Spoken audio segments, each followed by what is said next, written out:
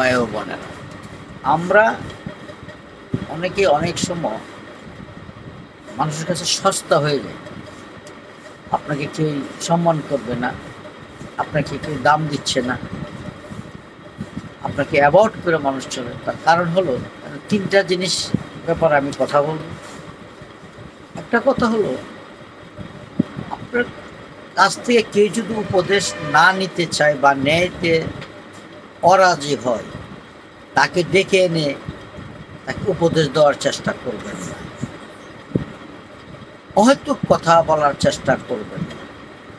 আপনি যদি তারা ডাকে আনে যদি কোনো কথা বলেন, উপদেশ দেন, এই উপদেশে আপনার কার্যকরী হবে না এবং আপনি তার কাছে সস্তা হয়ে যাবেন।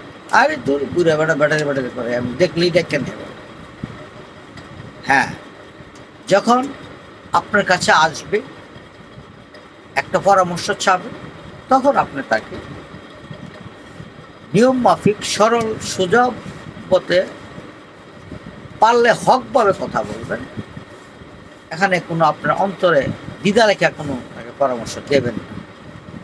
দ্বিধা লেখা পরামর্শ দিলে আপনার মুনাফেক হয়ে যাবে, ওখানে আবার গুনার কাজ হয়ে যাবে।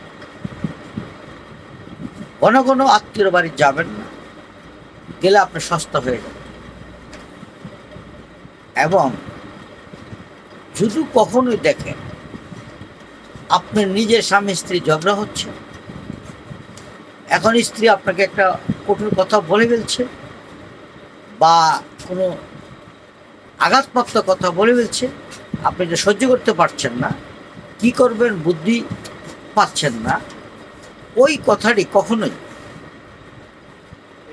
আশেপাশে মানুষের সাথে শেয়ার করবেন না, কাছের মানুষের সাথে শেয়ার করবেন না, আত্মীয় স্বজনের সাথে শেয়ার করবেন না।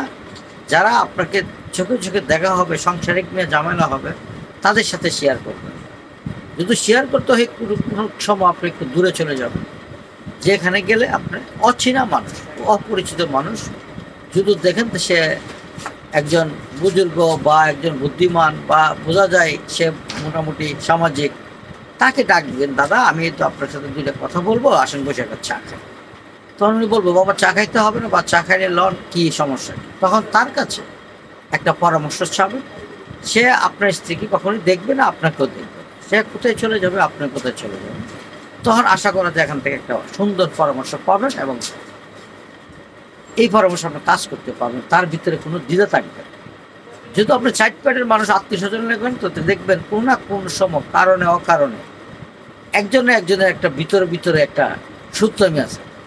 এই সূত্রমি এই সুযোগে আপনাকে কাজে লাগাই দিবে। আত্মীয় স্বজনের কাছে এই কথাই বললে আপনাকে উল্টাপাল্টা একটা বুদ্ধি দিতেই পারে। আর যদি উল্টাপাল্টা বুদ্ধি নাও দেয়, কিন্তু পরবর্তীকালে দেখা গেল আপনি কোনো কারণে অকারণে আবার যেজন মিলামিলে হয়েছেন, কোনো কারণে ঝগড়া বিবাদ হয়েছে, আপনাকে এটা চুকাল দিবে, ফুটাল দিবে। এই বেটা তুই জিনিস না, বেটা তুই ঝগড়া বিবাদ করছো, আমার কাছে আসে আজকে আবার বড় বড় কথা বলছে, আপনি ছোট হয়ে গেলেন, সস্তা হয়ে গেলেন। এই কাজটা কখনই করবেন, আমি আপনাদেরকে নিষেধ করি।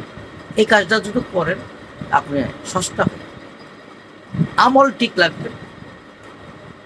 একমাত্র তওয়াক্কুল আল্লাহ, আল্লাহ ছাড়া আমাদের এই পৃথিবীতে আর কেউই নেই।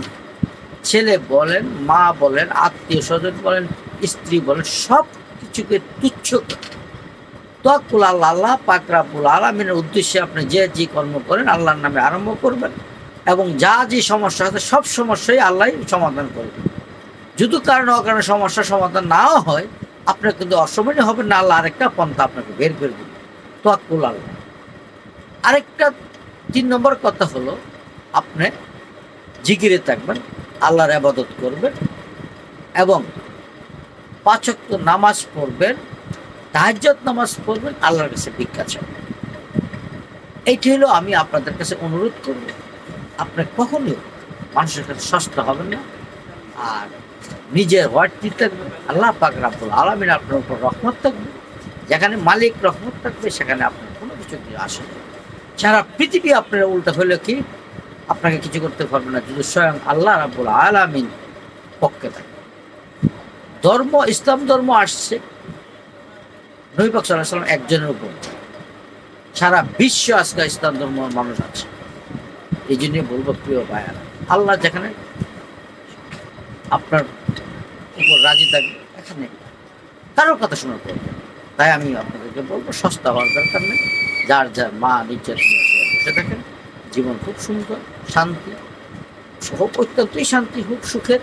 কারো কাছে চাওয়ার পাওয়ার নেই, একমাত্র আল্লাহর কাছেই চাবো। কে কি দিচ্ছে, কে কি দিচ্ছে না, এগুলো চিন্তা করা আমাদের প্রয়োজন মনে হচ্ছে না, প্রয়োজন করবেন না। এবং ইনশাল্লাহ সবসময় ভালো থাকবেন, সবাই ভালো থাকবেন। আল্লাহ সবাইকে হেদায়েত নসিব করুন, আমিন। সময় পেলে আমাকে একটু লাইক শেয়ার দিলে আমার কথাটি বলতে একটু আনন্দিত পাই।